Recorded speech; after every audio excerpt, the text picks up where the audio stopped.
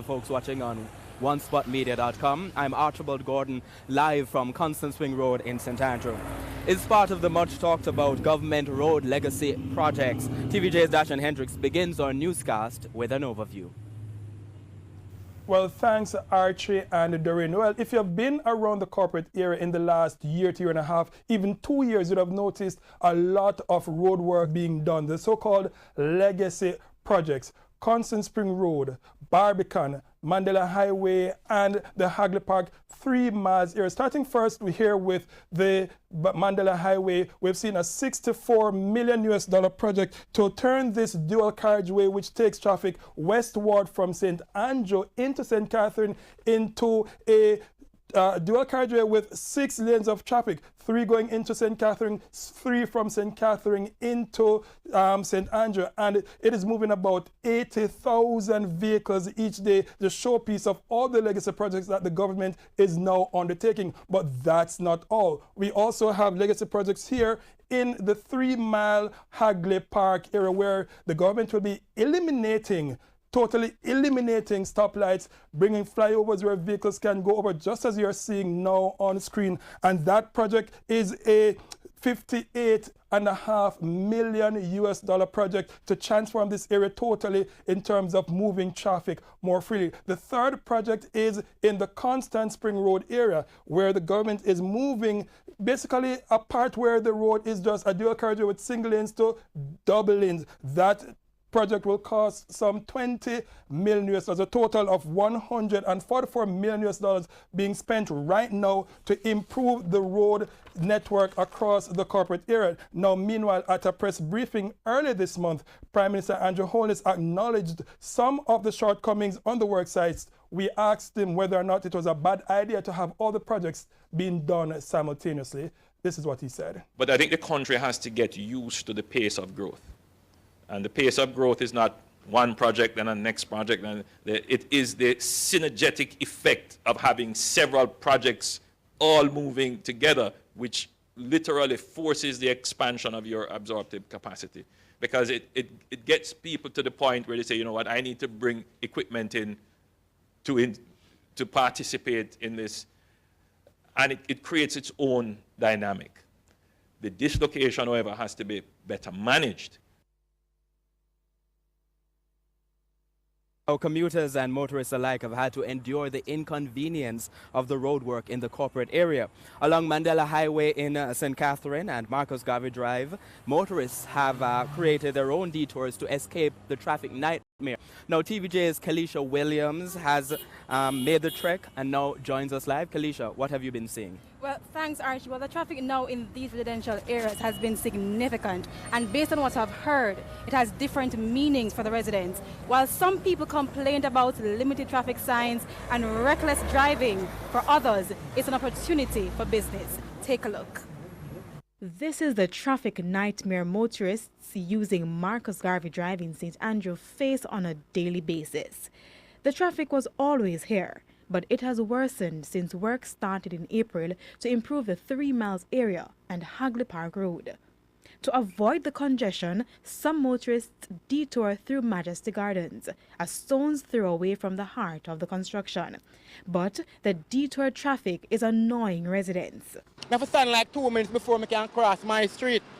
And that's a street where I normally just wander across, but now Majesty Garden change. It's become a detour, a bypass, almost a highway. Vehicle them afraid, so they might drive extra fast. One of the main concerns is that drivers are being very reckless when they take this corner. The tire tracks here show just how close they can get to this sidewalk. The drive for them is just to be careful and caution when they're driving, because the community them is what kids and adults and people running up and down, so they have to just be cautious when they're driving through. There's no slow sign, there's no kids that play, and it's only a matter of time before the inevitable happen. People are come at maximum speed and then them come back up on traffic, you understand? So them not even know what to do. And you know most people are really versed on the driving thing already. So bad that this residents say there have been 2 incidences of hit and run involving children. One right so and one up there so. Since the roadwork started? Since the roadwork started. Did they stop at all? No, them not stop. Because for them idea is that the community is violent. Nobody no want to eat around here, so. Trust me, not even safe. Me just have to just try and do my thing fast and go through, you understand? So it a whole way up. Worse even when we come from Spanish Town and go town side. Rough. Some of the traffic violations were in full display for our camera. This resident is worried about the heavy-duty vehicles. The wires are low, the tension, the speed where them are come through, and a 3 lane them take it for even time. While some residents are frustrated, others are happy people no longer fear entering Majesty Gardens. See the road here, we not destroy the road, we not block the road, nothing. See the people them a flow. Nobody not terrorize nobody. Some people will live up at Beverly's and Jacksonville driving through Majesty Garden now. For others, more traffic brings more business. This snack stall is a symbol of their creativity. I have an idea a long time still, but I have other things going on and things. So it's just since lately, Friday, I start and doing it still and take me a look at time. On Spanish Town Road, the congestion forces some drivers to detour, some going through the nearby Coburn Gardens community. No speeding for the road fixing and the road crossing, so everybody I try to press on the little piece so they can get zoom gone. You know what I mean? Unlike Coburn Gardens and Majestic Gardens, Development Road has the necessary traffic signs, but still, imminent danger lurks, especially for pedestrians. Incidents like these amplify the need for a pedestrian crossing. Impatient motorists make crossing the street more difficult. Kalisha Williams, TVJ News.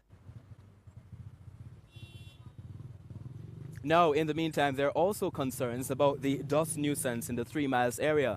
Vendors who sell along the busy thoroughfare are worried about the possible health risks. The vendors pointed out that the contractors try to contain the dust nuisance with a sprinkler system, but they complain that it's not done as often as it should be. Out here, for half an hour, and you look on your beard, my black beard, I look like Santa Claus.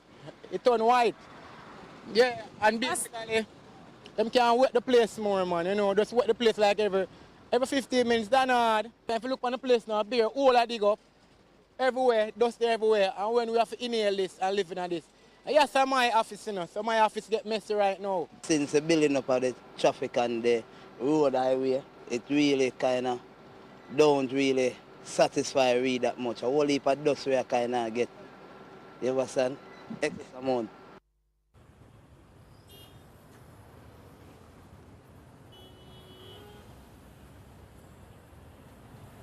Concerns as well this evening about the lack of special needs access implemented in the road work plan. TVJ's Anthony Logg has been looking at Constant Spring Road in St. Andrew and he now joins me live. Anthony, what have you been seeing?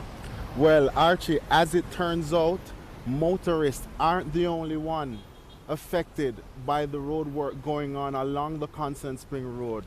It's extremely difficult for pedestrians, especially the disabled, and with little to no signage in the area, persons may very well be walking into danger. Danger lurks along Constant Spring Road and everyone is at risk. Everyone, including the disabled. From no sidewalks, poor signage to traffic management. One could accept the absence of sidewalks as road expansion is still underway. But those using this road say it makes walking in the area a difficult task. Case in point, there's no bus stop, so a bus stops just about anywhere it can, and the passengers sometimes have to dodge or run from oncoming vehicles. For the disabled, it's worse. This blind man encounters challenges, but thankfully, a lady comes to his rescue. Now to poor signage.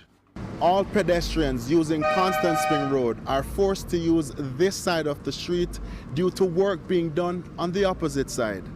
But with no proper signs erected, many aren't aware of the dangers lurking. Like this newly constructed drain without a cover. Those familiar with the area stay far away. Others miss slipping in the drain by centimeters. In a recent letter to the Gleaner News editor dated August 14, 2018, Marissa Forbes blasted the government for its failure to implement special need access into roadwork plans. Hanging wires are also an issue. The reason? Telecommunication companies doing work. But with the road narrowed, heavy-duty vehicles still pull wires, causing outages of both electricity and telecommunication services. Which then takes us to traffic management, or the lack thereof. Flagmen are used to direct the single-lane traffic, but poor communication on each end creates chaos. As if that's not already a task, motorists have to endure the dust nuisance while they wait. Workers are equipped with dust masks, so too this bus driver. Others use anything they get their hands on. It gets better throughout the day when the water truck sprinkles the area, but after several hours, more dust.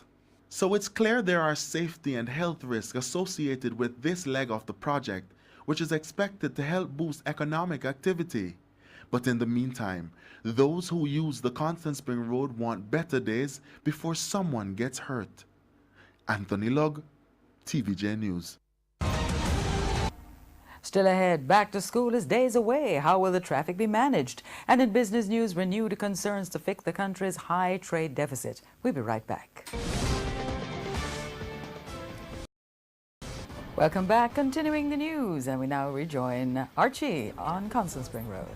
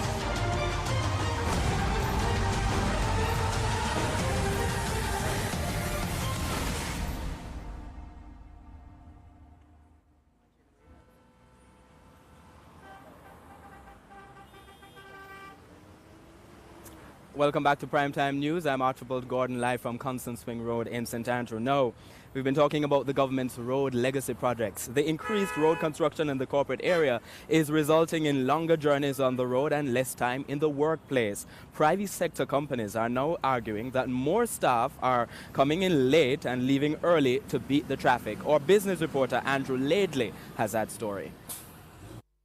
Time wasted can never be regained, and in the world of business, time is money. But for the past few months, local businesses have been losing. The traffic pileup in the city keeps tens of thousands of workers stranded for up to 3 hours in some cases. That's 3 hours which could have been spent productively in the workplace. Chief Executive Officer of the private sector organization of Jamaica, PSOJ Jennifer MacDonald, says her members are complaining about losing more hours of productivity in the day. Business is inconvenienced generally, even though people do understand, but on a day-to-day basis, it really is very problematic for the staff and so on. So we're losing more days, more hours, I should say, in the day. And what happens when you're finally able to tunnel through the traffic and make it to work? You're tired when you get to work, so we have to consider those things. I had one person telling me that she was upset with staff member for coming late, and when the staff member explained to her what she had to go through, then she said, boy, I might have been a bit too harsh. It makes you just want to go home, go sleep, honest to God. About 15-20 minutes now, and I just move about maybe less than half a chain. Normally it would take like 15 minutes to reach where I'm going. Is like an hour and a half in traffic, and it's really annoying. It's really obstructing the ability to move around, and especially at this time, middle of the day, normally you wouldn't have so much traffic. I think they need to do something about managing the traffic better so that the construction doesn't affect the traveling public, because we have stuff to do. But it's not all bad. Private sector companies are being reminded that these short-term inconveniences are in an effort to provide long-term benefits. It's all positive. We don't hear anybody complaining about the direction of a country when you're seeing these things. It's always seen positively. And yes, there may be some disruption in terms of moving around as we are doing the construction. But the hope is that, this outlay, this inconvenience of what's going on can be minimized, as the Prime Minister has said, but is expected to yield greater benefit in the future. But Ms. MacDonald argues that her members welcome the developments. She says the problem is where mismanagement on the road causes chaos. We ask that there be better coordination between what are they called, the persons who give the signals? Direct traffic? Yes, sometimes they may not be so well coordinated between the go and the stop. So we want better coordination. School is coming up, and I think everyone is concerned about what will happen come September. I think that is everyone's greatest concern. So we are looking for greater management. Andrew Laidley, TVJ News.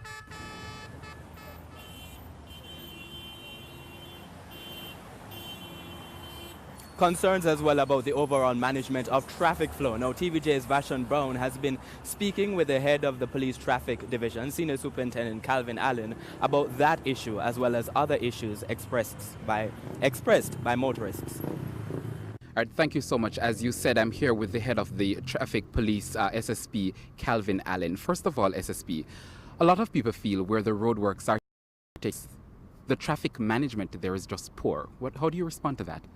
And in some instances, it can be better, and it is going to get better.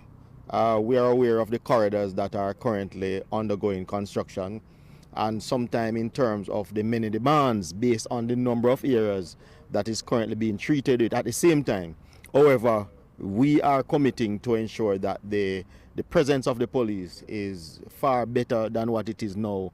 Not long from now, in a couple of days' time, and we have been working assiduously with the National Works Agent, especially as it relates to the fact that school reopens. Before we get to back to school, though, do you accept that there's poor traffic management in areas like Constant Spring Road, for instance, where there's major work taking place? No, I wouldn't say it is a matter of poor traffic management. What I would more speak to is the diversion points that has been created by the NWA in terms of ensuring that people are informed way beforehand as to the work that is taking place at this particular area, and as a result, this is the diversion point. Sorry, but why are we not seeing the police at these points, though? Constant Spring Road is a road I use almost daily, and I've never seen a police there. No. The police is there mostly during. Where there? The police is there mostly during the peak hour. But as I said to you, that come in a couple days' time, you are going to be seeing far greater presence at all the corridors, the Constant Spring corridor, the PSM Square corridor. You are going to be seeing far more presence out there. A lot of people are presuming that come September morning, we're going to see chaos. No, the current planning taking place between the police, traffic division, the I Command, the National Works Agency. We are calibrating and collaborating in terms of our strategies in ensuring that we are in a position to properly respond to the situation regarding the reopening of school. I think PSM Square presents the greatest challenge. And so in terms of the diversion points, for instance, traffic traveling from the 6 miles area on Spanish Town Road, Penwood Road is one of the diversion points, but we are also saying to persons, it is best if you turn Portmore and use the toll road, or you continue along the Washington Boulevard area. Traffic coming out of Portmore, intending to use the PSM Square, that traffic will be diverted onto Marcus Garvey Drive using East Avenue, Maxwell Avenue into Halfway Tree. And what we are ensuring is that officers will be along those critical corridors to provide the necessary guide and assistance. And we are talking about both peak hours, both in the AM and the PM. And there are other corridors that we are ensuring, working especially with the St. Andrew South Divisional Officer, that, you know, apart from the directional signs to motorists, that adequate security is along the various corridors. And finally, in terms of manpower, do you have the numbers to man these critical intersections across the capital? I am pleased to report that we are getting better in terms of the numbers. I have never yet used numbers as an excuse in the past, but I am pleased to report that we are getting far better in terms of numbers, and that is why I can give the clearest of assurance that we will be able to have officers at all the critical intersections, especially during the peak hour, to treat with the issues. Halfway 3, you are going to be seeing our presence in halfway 3, not just in the peak hour, right through, because public safety, public order generally is crucial. And so, as I said, you are going to be far more pleased with our presence in the corporate area in another couple of days. Thank you so much, SSP Allen.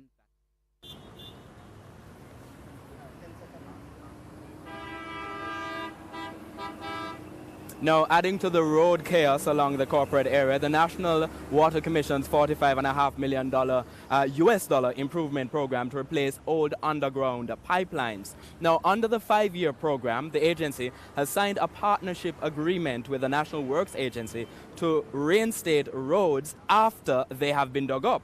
But how well has that arrangement been working? TVJ's Krista Campbell has that side of the story. The National Water Commission digs up a section of the roadway and the National Works Agency goes in to fix it. Both agencies signed a memorandum of understanding in June this year, putting that arrangement in place and also putting to end years of complaints that newly paved roads are being dug up to facilitate NWC pipe replacements. So here's what the MOU stipulates. Those roads should be reinstated within 5 to 7 days. Again, we would allow for time for the prep work and settlement and compaction, etc. And then between 5 and 7 days, those roads would be reinstated. NWC President Mark Barnett says it's an even shorter time for major roadways. They should be reinstated within 2 to 3 days.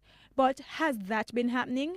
Behind me, a section of King's Crescent in Richmond Park, St. Andrew, stands as one example. Evidence of NWC excavation work smack in the middle of the roadway. About 3 weeks later, the road is still not properly repaired. Residents are complaining. In the days when even a bike passes, the dust, car don't even mention a big truck. The whole place on the dust for a couple up to 20 seconds and then going back to normality again. Every 20 seconds or every half a minute, you know what I mean? If you come to the restaurant to buy a food, the dust alone will kill you. Sometimes the graveling of the road will mash up your food. We call them, we call the water commission, ask them if they can wet the place. No, until now. They come yesterday and they dig up the place again and put more things and they do nothing else. And people can't live. This is a business place. This is a bakery, you know. You know how much dirt we are eat. What we probably didn't do initially as well as we should was how we inform customers of the disruption. The roadway has since been repaved, but why was there a delay in the first place? There was a complication with receiving asphalt material from Petroja.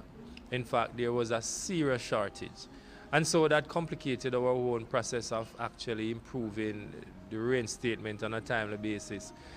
I understand through the NWA and through Petrojam that is now easing. Communication manager at the NWA, Stephen Shaw, stressed that the NWC is not solely to blame. He explains that his agency has also dug up some roads as part of patching works but could not complete them because of the recent shortage of asphalt.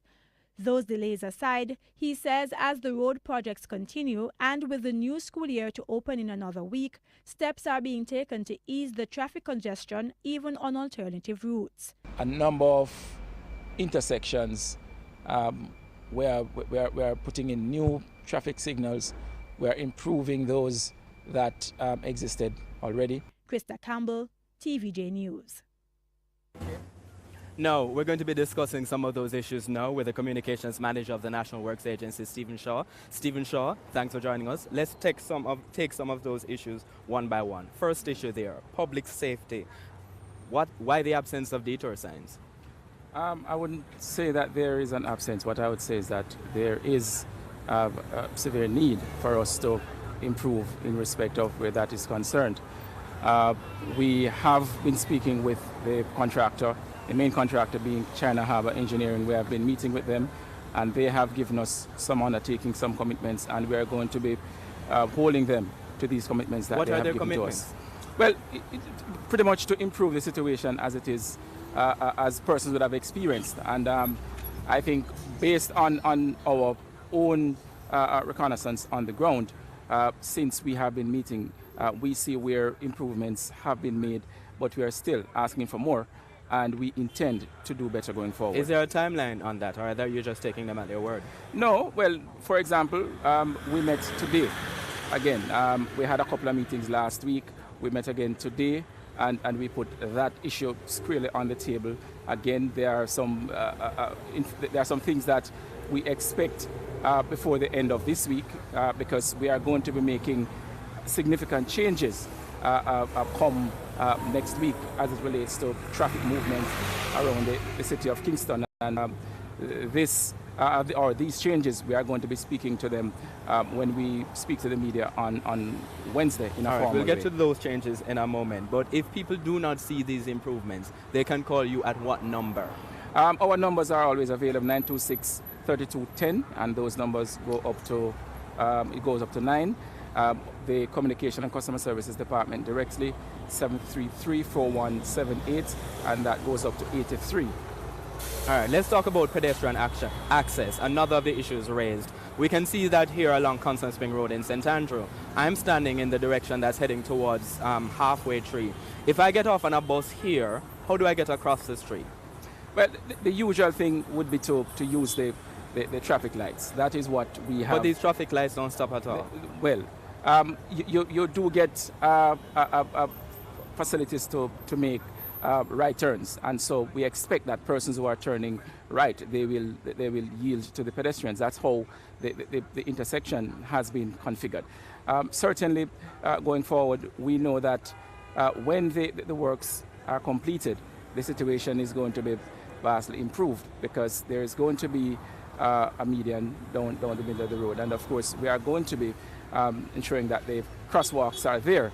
Right now they are not, because the road is a construction zone. All right, let's pick up that point that you just raised there. You said a median down the center of the road. Yes. Now we've seen what has happened along Barbican Road in St. Andrew. What kind of actual planning takes place to ensure that you're not blocking paths that people normally use? Because if you drive along Barbican Road in St. Andrew, for instance, you see people climbing over the walls, which suggests perhaps indiscipline on one side, but also that you're not planning with them in mind. No, I wouldn't say that we're the second point, that we're not planning with them in mind. Remember, part and parcel of what we are here about in terms of improving the road is to ensure that we have a safer corridor, or safer corridors on which persons should travel. We are so accustomed to malpractices in terms of our behaviors on our roads that even where we have systems and structures in place to assist us in safely maneuvering corridors, we tend to go back to old ways and continue bad practices. So that's why you'll find persons jumping over a median, as we have had along Marcus Garvey Drive, as you have said you have seen at Barbican. It's not that we don't have facilities there. We have pedestrian crossings with the push buttons facilities, so that they can push the button, get the crosswalk, and get across the roads safely. But persons, for some reason or another, we don't like to walk, even if it's 10 meters from where we have been set down by a bus or a taxi. All right, thanks so much, Manager for Customer Service and Communications at the National Works Agency, Stephen Shaw. Thank you very much, Stephen. Now, over in St. Mary, the daily closure of the Junction Main Road is creating some chaos of its own. TVJ's Herman Green explains. The $600 million road improvement project in Junction St. Mary is in full effect. But amid the digging and plowing, traffic is backed up for miles. The road is closed daily between 9 a.m. and 3 p.m. I'm there from 1 o'clock, and then you have to just park up and wait, because I don't know no more alternative.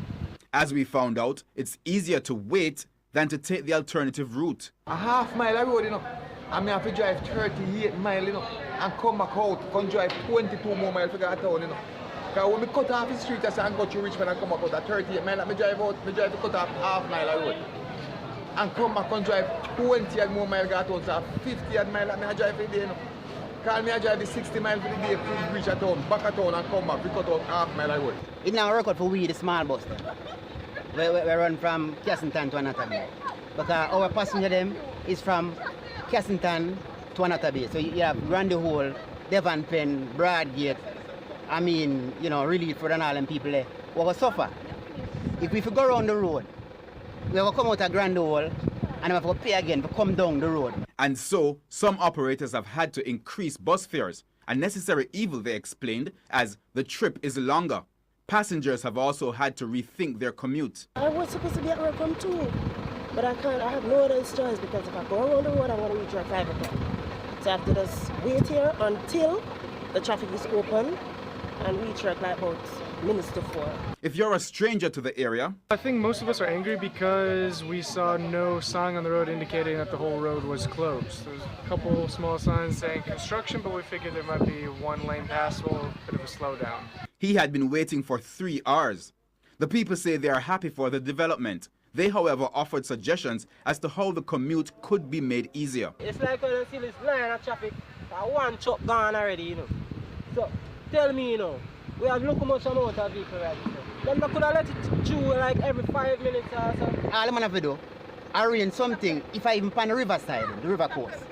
Because the water low now, so just grade off some of this so and make a 1-lane thing. We put these issues to the Prime Minister, Andrew Holness, at a recent press briefing at Jamaica House. Minister Warmington, afterwards we need to see how we can address the junction issue. It's not the intention of the government to in any way disrupt the economic survival of the people we are trying to serve.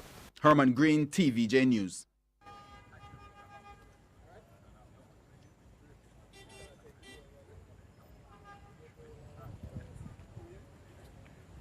That concludes our look at the government's road legacy projects in the corporate area and indeed across some sections of the country. Live from Constant